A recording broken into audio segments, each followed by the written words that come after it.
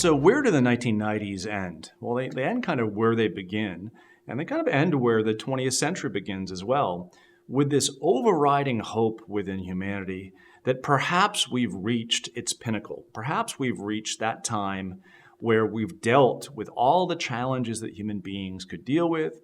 And so why do we have this feeling in the 1990s?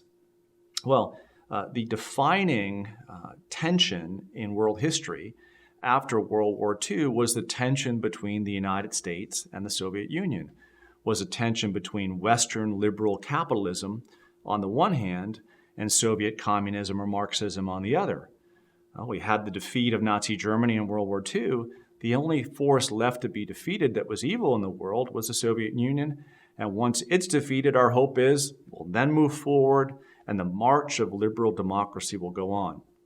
What that will look like, you've seen in Francis Fukuyama's argument in The End of History. It'll be a world in which, in terms of our material betterment, we agree that a globalist,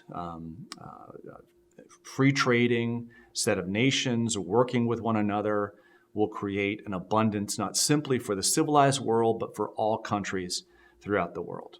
So Western economics has defeated Soviet economics and will just march onward across the globe. Secondly, that a new type of liberal democracy in which kind of by and large we agree to disagree with one another, that we don't make much of our religious differences, we don't make much of our theological differences, that these things we just kind of, okay, if you want to live by your rules, go ahead and let me live by my rules, a life in which international relations of live and let live. What does Huntington tell us in The Clash of Civilizations, written at the end of the 1990s? This will never happen. And the reason why it will never happen is that there have always been clashes between people, but they've been clashes based upon different reasons. At one point, you had clashes between different medieval lords. At another time in history, you had clashes between European kings. At a third time, you had clashes between the people and nobles in the 18th and 19th century, those revolutions. You had clashes between different ideologies in the 20th century. The question for us moving into the 21st century is not can we overcome clash, but what type of clashes will exist in the world in the 21st century? And the answer that Samuel Huntington gives is what he calls the clash of civilizations. So what we're going to see in the 21st century is civilizations take up aim against one another. So here he points out what the major civilizations are. You have the Chinese civilization, you have the Western civilization, you have Islamic civilization, you have Slavic civilization, you have about 7 to 8 different major civilizations that define world affairs. Now, not every civilization is going to fight with every other civilization to the same degree, but what we're going to see is different outbreaks of violence between these civilizations because every civilization wants to make its claim that it is the rightful possessor of truth in the human world. Note what I've just said there.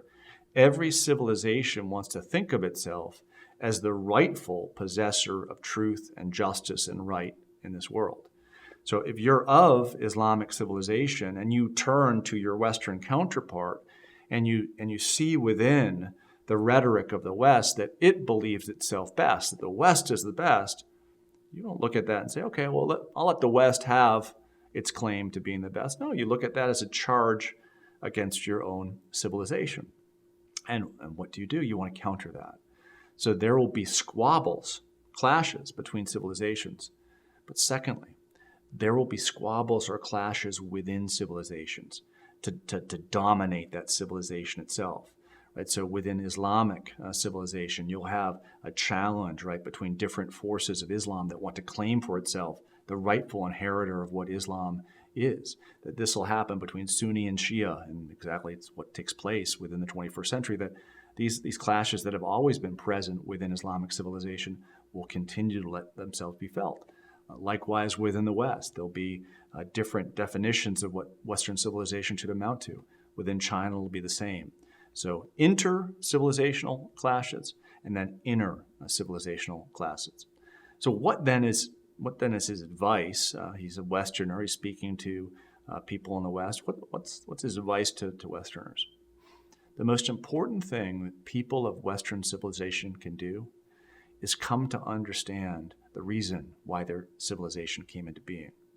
Not to suggest that somehow their civilization is perfect, has not committed any injustices or wrongs, but understand what the logic of your civilization is and have a decent respect for the logic of your civilization.